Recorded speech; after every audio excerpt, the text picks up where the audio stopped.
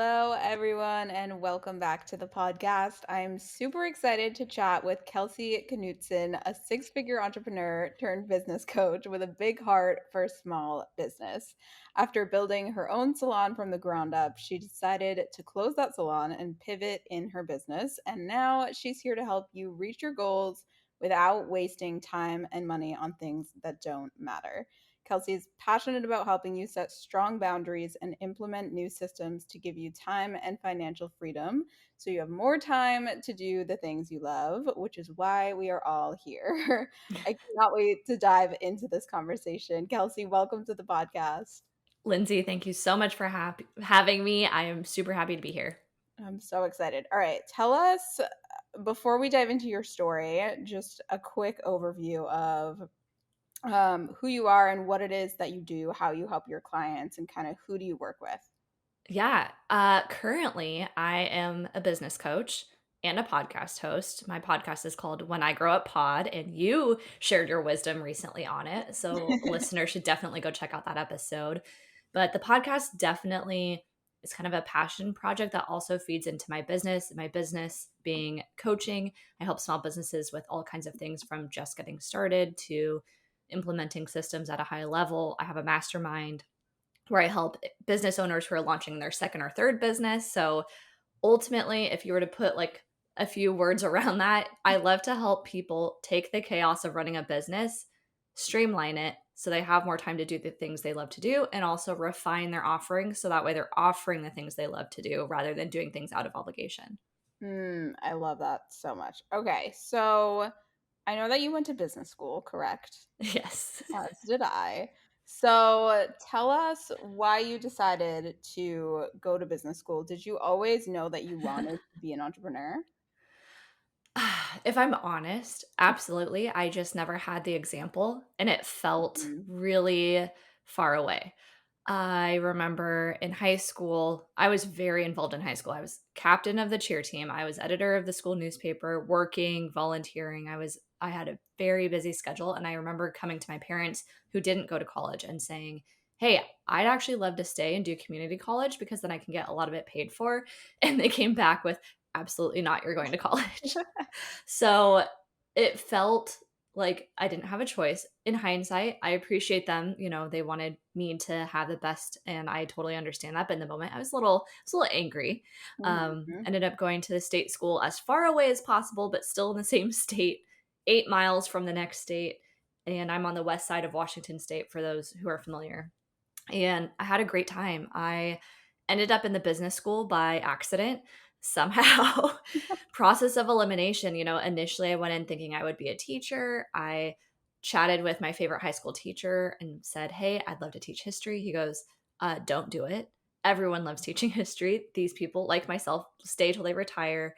It may be years before you even teach that. And if your heart is in teaching, you can teach in life in so many other ways." And he's so right. But I just remember entering college completely lost. I stumbled into the business school and said, at least this would give me some security, which is hilarious now with my life the way it Mhm. is.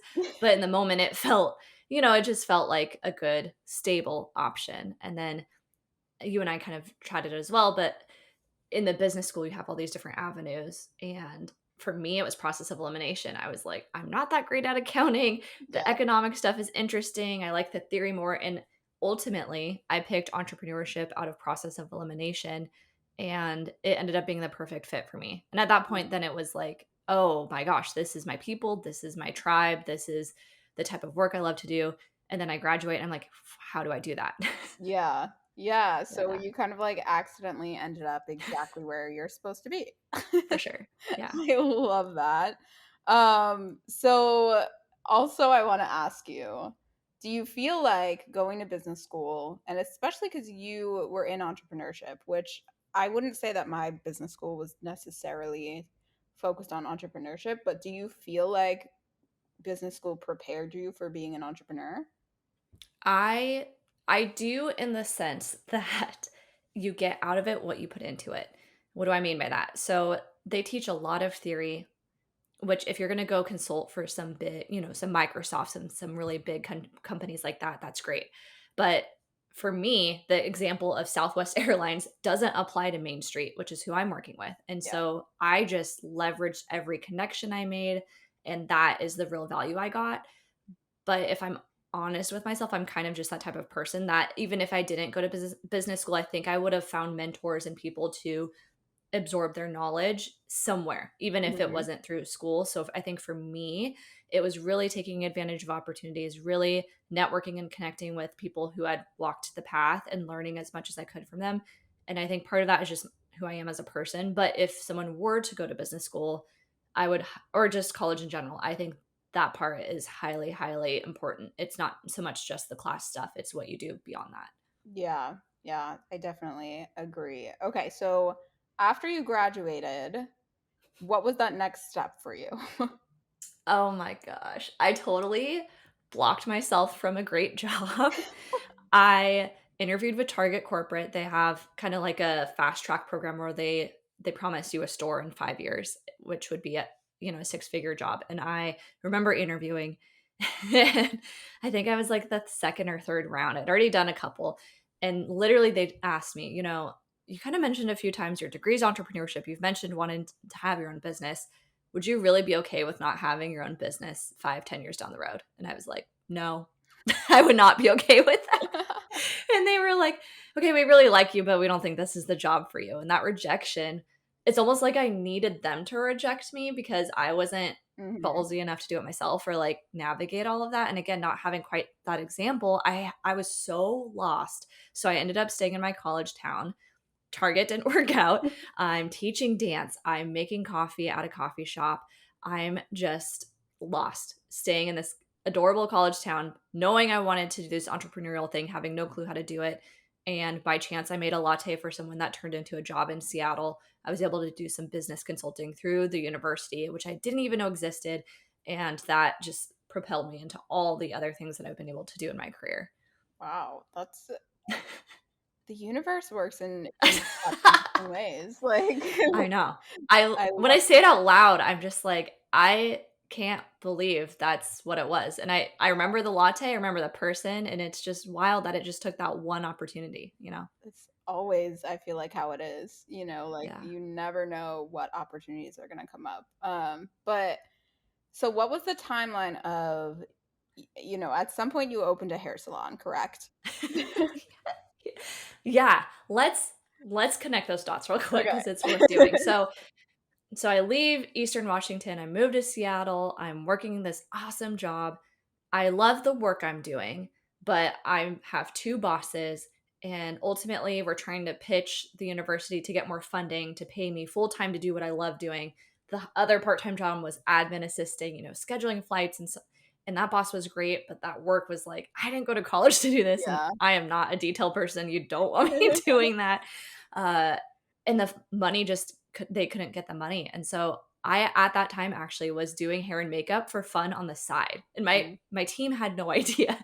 So I'd be working 9 to 5 Monday through Friday and then going and doing fashion shows and photo shoots. They had no idea I had this creative outlet.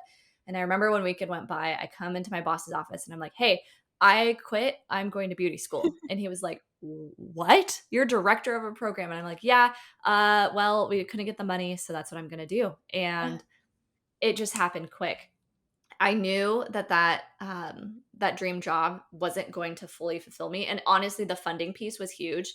I was living at my parents' house, commuting an hour and a half every day back and Mhm. forth each way, and it was like, no, I'm not. I was miserable. So the beauty school thing felt like the easiest way for me to start a business with a skill set I was already nurturing. Yeah. I was terrified to just start business consulting, but I love what I'm doing now. I feel like I'm living out my purpose now. That's what I wanted to do. I just didn't know how to do it. So I was like, well, if I go to hair school, I'm already doing hair. I Yeah. can turn that into a business quickly. And that's kind of what got me into that world.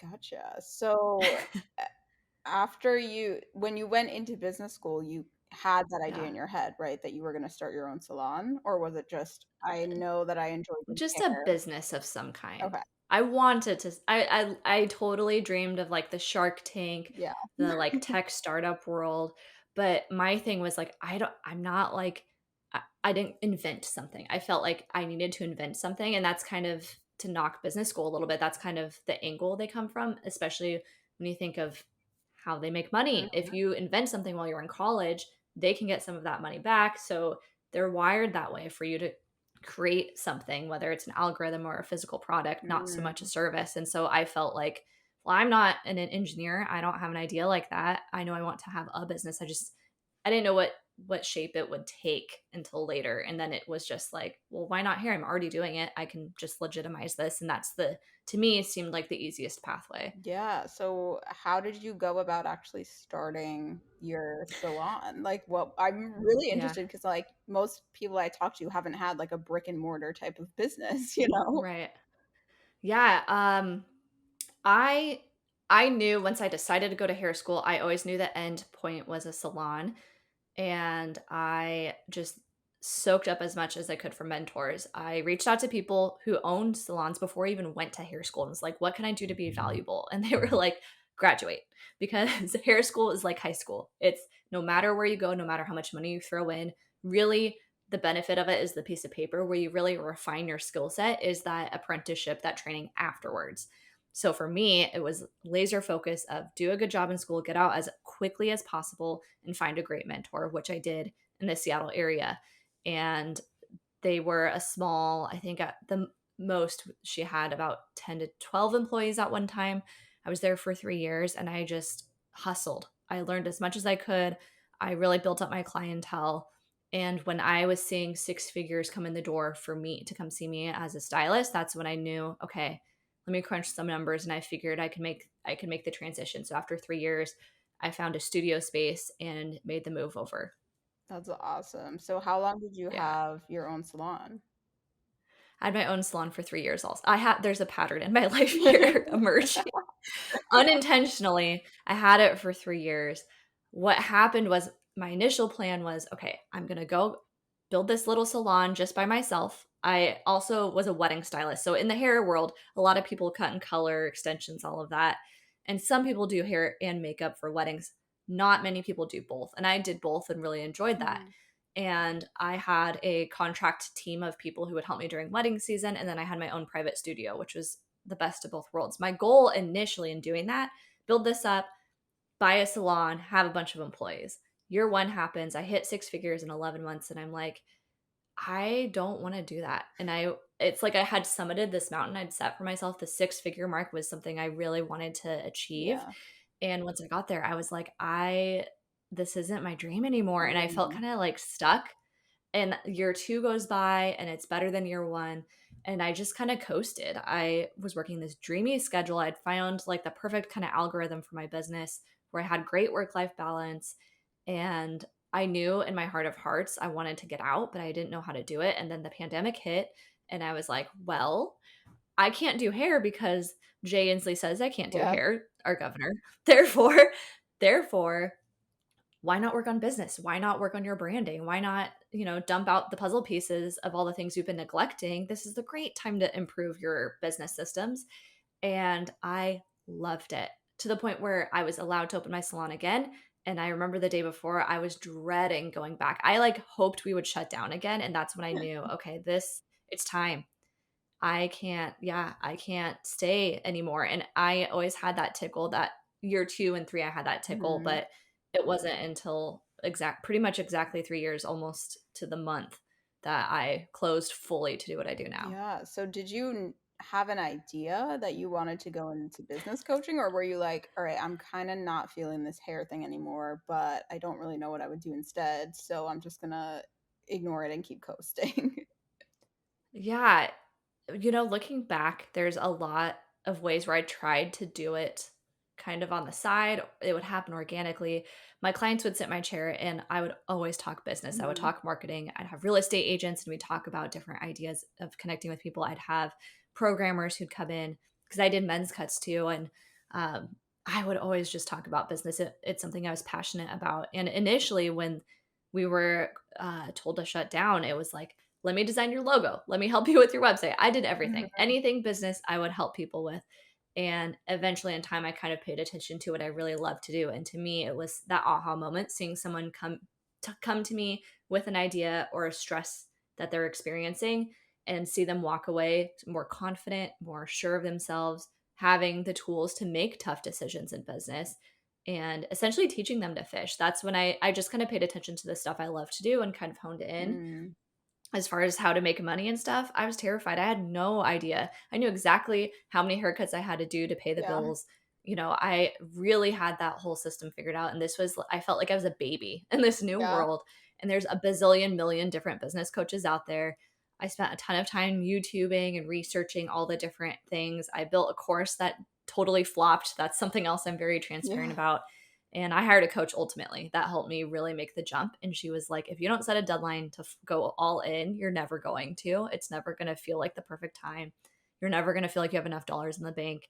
You just got to do it. And so, with her support, I was like, you're right, picked a deadline and haven't looked back since.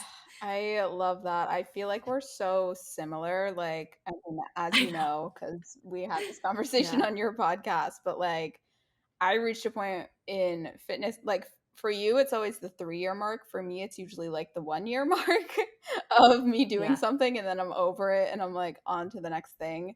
But it was such a scary few months, I think, for you. Like you said, it was year 2 and 3. For me, it was like a couple months, the last few months that I was doing fitness coaching, where I was like, there's something within me that's saying this is not what I want to be doing anymore, but like I'm terrified to do anything else because I feel like I'd be starting over from zero.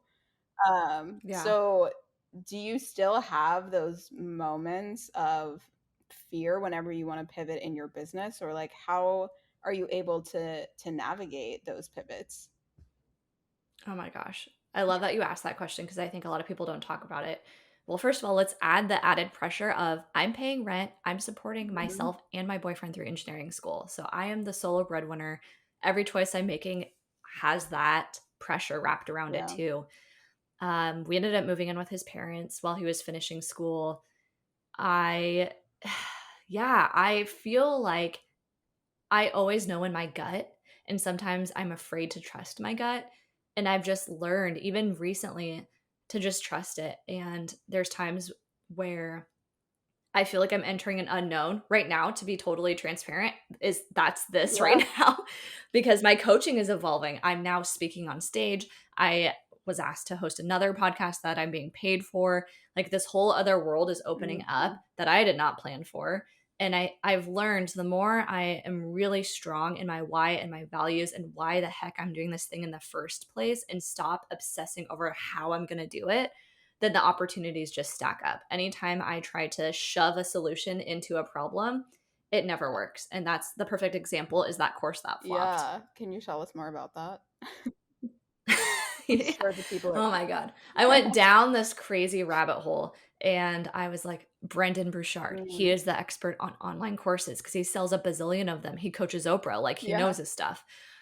Um, to the point where I built these 3 courses.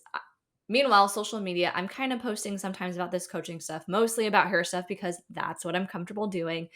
And I download Kajabi, which if you don't know is an online e-learning platform. It's amazing, but it's very expensive. We're talking like just shy of $2,000 a Yeah. year. Yeah. When you don't have revenue coming in your business, do not No, I know. start But there. I'm an There's affiliate so for many other Kajabi, things so you the could do. listeners know. But I Me too. literally say every time, I'm like, y'all, it's not for every business. Like, it's only for those of you who are going to be creating courses and digital products, because otherwise Yes. it's really not worth that price.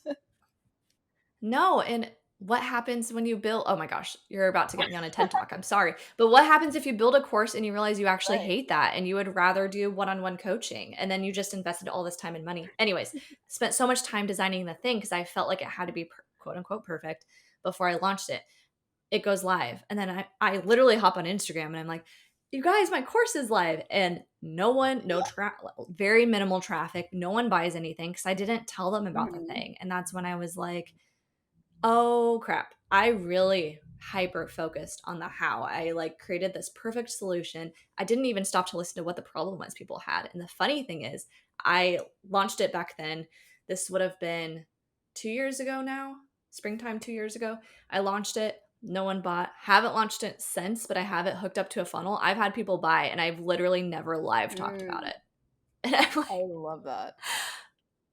okay, so let's talk about that. Let's dissect that. People buy people, and people need to resonate with your message. And You need to humanize it. And just because you open the doors or turn the lights on doesn't mean that people know to buy. They have to know why your offer is the best solution to their problem. And that's something that takes Mhm. time. And if I were to give any nugget of advice to anyone wanting to enter the education space, is start with one-on-one. Soak up and learn from the needs of people who you already know, who may pay you a little bit of money to cover the bills, and literally just be a sponge. Support them and serve the hell out of them, but also pay attention to what they're saying. Have them have check-ins, have them write testimonials, and then build an offer that speaks to that person, because you're going to have a lot more success when you do that. So what does that funnel look like that finally started bringing in course Yeah. students? That's funny because it's literally called the pivot workshop. It's an honest tool that I used when I was in like the what the hell am I doing phase of Mhm. business. And the analogy I use is my salon was doing good. My best month was my last month. So it's not like COVID happened and I Yeah. was failing. Like I was doing great. I was actively choosing to leave a good thing for another good thing that was not alive Mhm. yet. And so this workshop is something I birthed basically out of that time period. It's a workshop to really help people figure out what the heck they want to do and start to map out the steps to do it. Because I think a lot of people know big picture where they want to land. They just don't know what they need to do next week to actually get there. And so it helps to spell all of that out. And then there's some emails, and I'm a very casual copy. I would not call myself a copywriter, but I love speaking in a way that I feel like you and Mhm. I are right now. Like that's how Yeah. I type. And so I have a bunch of emails that kind of help support them. And then my course helps them do it. If they want to just take the workshop and just get some free support and just get some ideas churning, awesome, do that. If they want a little bit more of a deep dive with accountability that's built in, do Mhm. that. And that's the system just for that little piece of my Yeah. business. Well, that's really good to know. For those of you who are thinking about creating courses, hope you took notes. That was Yeah. really good. Okay, so I also want to ask you, what are your thoughts on hustle culture and this idea Oh my god, that we yes. need to be hustling 24/7 in order to build a successful business? It's bullshit. I don't know if I'm allowed to cuss, Yeah. but sorry, it just fell out. Okay, great. I I think that it has good intention, and I think really what people are trying to say when they say hustle is what they're really saying is like, don't Mhm. give up, keep trying. And there's definitely something to that, right? If you are avoiding something, whether it's the laundry or a piece in your business, you really have to ask yourself why. And part of it could be you're intimidated, you don't know where to start, you're overwhelmed. And part of it could be you just don't want to do it. I mean, food. We got to eat our vegetables too. That's I use that analogy when I speak with my coaching clients. So I do think sometimes we avoid things because of those reasons. But if we're avoiding it because it doesn't align with our gut, that why, that purpose that you have, then that's really worth giving attention to. And I don't think anyone starts a business because they're like, gee, I would love to work 24/7, Yeah. 365. I don't think anyone hops in for that reason. I do think there's seasons where you're going to be sprinting a little bit more, but I think the best thing you can do is have that super clear why and purpose. So that way you're able to take a step back when things feel off and really say, does this line up with that? Yes or no? And if the answer is no, then why are you doing it? I use the hair example because it's what I know well. I have a lot of people in that space that offer a ton of services, a ton of different cuts, colors, extensions, perms, da da da da. Da. And I always start with, what do you love to do? What are your favorite services to do? What are your least favorite services to do? Okay, why are you Mhm. offering those? What if your entire day could be stacked up of your absolute favorite services? And you have to start there. And then from there, you also have to ask the question of, when's your next vacation? When's your next planned time off? Because there is zero way that last client, end of the day, if you're working a 10-hour hair day, you're on your feet, you're lying if you think you're giving your best self to that last Yeah. client. There's no way. And so we have to apply that to everything that we do. I think we're just programmed to think hard work equals more money. And I just don't think that that's true. And that's something I've had to rewire for myself. And a way I do that, and a way I know that's true, to take better care of myself, prioritize me, the way I know that that works is because I pay attention to that. So at the end of every month, today, I'm going to sit down, I look at my numbers, and I have a notes section, and I reflect. And part of that is how many days off did I take? And usually when I take more time off, when I put myself first, and I'm still doing the sales activities, I'm still doing the things that lead to ROI in my business, but when I take care of me first, I always make more Mhm. money. And that's just the numbers don't Mhm. lie. So there you go, people. I love that. Mic drop. Okay. So what does a typical week for you in your business now look like? Like how is it structured? My business is literally pivoting again right now in real time. I I love teaching and educating and bringing people together. One of my core values is authenticity. Another one is growth. And I always thought courses were kind of courses and coaching were the only way to get there. And this whole podcasting opportunity that has come up, public speaking has come up. I started a networking group with women, and we have over 35 women that have joined this amazing group. I'm realizing now that what I thought existed in this kind of tight small space is expanding, and I'm just open. I'm just Mhm. freaking open to it. I don't even remember what the question was, but Yeah. oh, what does my week look like? But because of that, I'm juggling multiple balls in the air, and that is why that core knowing of what is most important to you, your values, where you're going, what drives you, I'm constantly checking in with those to make sure the projects I'm bringing on align with that. And then the how, like how to actually plug that in.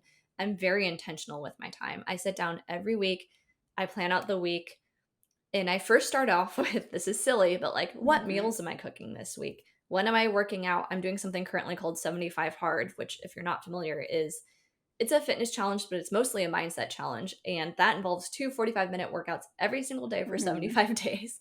So I have to be really intentional about when I'm going to fit those activities in. And I plug that life stuff in first.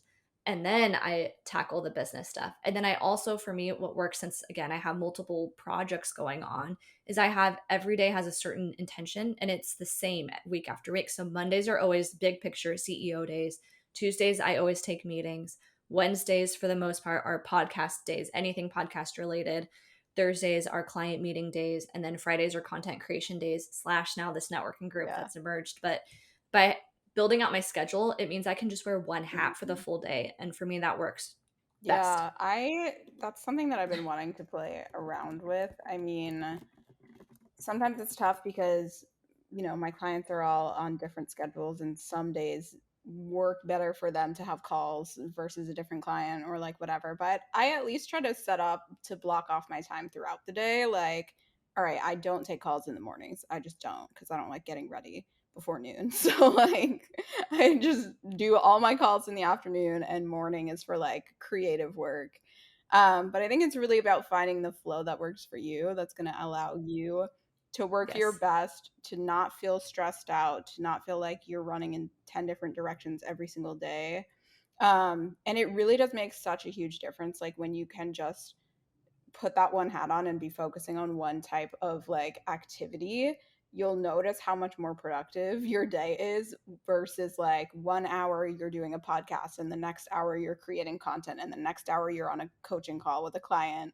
Um, so it's definitely something to keep in mind. And I think when you're creating, it's not just about when you're creating your ideal schedule, like how many hours you're working. I think it's also important to think about like how are you using those hours most effectively to create this lifestyle that you want to create. Yeah. Yeah. And to add here, that perfect Instagram post isn't going to save your business. And so, yes, content creation is important, Yes. but if you have that as priority number one, but when you do that monthly audit of what's working, what's not working, and you're getting zero clients from Instagram, but you're spending most of your time on Instagram, then what are you doing? Yeah. Yeah. Yeah. So do you do those monthly audits every month? Yeah. Like what do you look at every single month when you look back? That's also something that needs to change because my business is changing. I look at how much money comes in the door. I look at what I spent. I loosely follow a profit first model for those who have read Mike Michalowicz's Profit First. But I Hmm. made a Kelsey version that I teach my Yeah. clients to do too. And essentially, it just boils down to that. When you know how much money is going out the door every month, it helps you make good decisions for your business. And sometimes you'll find like the Kajabi conversation, for me, it's been great now, but I probably could have held off probably a year before buying it. And I love them. I mean, I rock the t-shirt. I have an affiliate link also. I'm big fan of the company, but when you come down to that why, what you're doing and why, the answer could be a less pretty version, the first version, and you'll learn so much more. And quite honestly, you're probably going to want to change everything anyways. So why not at least get something out there, get some feedback, and then build the prettier version down the road? So I look at the money Mm, stuff. I look at how many calls I've made, because for me, if I'm on discovery calls, that leads to business. I look at how many days off I took. I look at my emails and stuff, and I loosely pay attention to followers, but I don't obsess over that. Essentially, I'm looking for quality over quantity. I'm looking for where did most of my energy and time go, and did that lead to success in my business? mm, I love that. Where did most of my time and energy go, and did that lead to success in my business? That's so good. I'm quoting you on Yeah, that. thanks. um, okay, I also want to ask you because I know your thing is kind of helping entrepreneurs develop those operational systems that are going to help us to thrive. So, what are some of those key systems that we should all be focusing on kind of on the back end of our business to really create that true work life balance? And maybe we've already covered some of them right now. For sure. I think the biggest one I hear from people is social media. I just need to hire someone to do my social media and that will answer all of my problems. And to that person, I want to tell you, no. I mean, obviously that's your expertise, but ultimately, I think what I'm really hearing from people is they don't quite know where to put time and money. They know how to do the thing, right? They know how to cut hair, they know how to take photos, they know how to Mhm. create earrings, they know how to sell them. But aside from that activity, they are totally overwhelmed with the other world. They see people doing stuff on Instagram that feels like the next natural place to go. And Yeah. I think the bigger question is dumping out all the things. So a big brain dump, what's everything that you have to do in your business, because I think we also put stuff on our plate that actually doesn't have to be there. Does it make sense to go on TikTok if you are a hair salon, a local hair salon? Maybe not. Maybe if you're trying to get more physical clients into your physical space, maybe a better use of your time would be joining a networking group, Empower PNW, or something like Mhm. that, because if I'm in New Jersey and you're here in Seattle and you're trying to get more clients in Seattle, a New Jersey follower likely won't help as much as building some connection in your community. So I think Yeah. starting with what are all the things we think we need to do, kind of shaking that out to really come up with a strong list of things that we actually do need to do. And then from there, what could a system or outsourcing do in making that easier? And what do I mean by that? Social media, a lot of times people don't know what to say or what to post. So, how do we make that easier? How do we set you up for success where that's not an excuse? For email, Mm. maybe you get a lot of the same questions over and over again. So, what are some templates we could have just kind of ready to go when those questions come up? Or adding an FAQ section to your website. So that way, when people ask questions, you just have a templatized direct message set up like, hey, great question. We actually have that and so many more answered on our website. You can check it out right here. And that way you are allowing those resources that you create to answer for you. And then I think the other thing that really shows up for people is boundaries. So, yes, the Mm. systems, but also standing strong and that those systems exist for a reason, and removing yourself from for being at the mercy of clients and potential clients, because they should not be texting you. They should not be DMing you on a Sunday evening. I have clients that message me on the weekends, and I have really strict boundaries. And if I hop in, I always call it extra credit. If I have a little bit of downtime or maybe I was less available during the week, I'll hop in. But I always have that expectation of this is when I'll respond. And I think Mhm. when you're not working, when you work for yourself or you're online, especially, it's very hard to have that boundary, because if you're, say, a barista, you clock in and you clock out, you leave. So that's your boundary. But if you're online or you work for yourself, you have to create that for yourself and stick to it. Yeah, I think that's a really important one. Ugh, that a lot of us realize I don't want to say too late because you can always implement the boundaries, but Right. like you're gonna quickly feel if you're not implementing those boundaries from day one, you're gonna feel that very quickly once you start working For with sure. clients. So I think setting those clear boundaries is huge, and that's such a big one that can suck up so much of our time and energy if we're not clear around our boundaries or we feel like we can't set those clear boundaries with clients. But I promise you, if your clients aren't going to respect the boundaries you set, you don't want to work with that client anyways. Yeah, the respect piece, but also you can't get mad at them if you don't have them. That's not on them, that's Right. on you, Yeah. because you've trained them that that's okay. I had a client who does custom clothing, and people were DMing her, calling her, emailing her, um, kind of using the website, but not really to make these requests for custom work. And ultimately, I was like, you got to stop doing that. You're allowing them to communicate that way because you've said it's okay. And so we've taken that business, and the simple system we implemented was there's one form on her website. If you Mhm. call her, if you text her, if you meet her in person, everywhere she directs people to that one form, and it emails her the answers. They can correspond via email, and everything is right there. It keeps her on track, keeps them on track. And that was Yeah. a really simple system that just needed to be plugged in. Yeah, I think also kind of reframing boundaries as like it's not just something that benefits you, it also benefits your clients For because it sure. helps them to stay organized. It helps you to be able to do your best work for them, whether that means, okay, here's a form with all the information I need, rather than us going back and forth for a week over email, right? Right. Or whether it's just, hey, I shut off after 5 p.m. and on weekends, but I'll respond to your email on Monday. You having that time where you're not thinking about work and it's not taking up your energy does benefit your clients and your business. So it's not just for you. I think when you can see boundaries as something that also benefits your clients, it can be a little bit easier to put those in place. For sure. I totally agree. Yes. All right, Kelsey. What is the biggest piece of advice that you have for the woman listening who is about to take the leap into entrepreneurship? Do it sooner. um, there's no Do such it thing as, yeah, now. do it now. There's no such thing as the perfect time. You're never going to have all of the answers of what lies on the other side until you go for it. In worst case scenario, you could Uber, you could walk a dog, you can find a way to pay the bills. There's always going to be a way to hustle.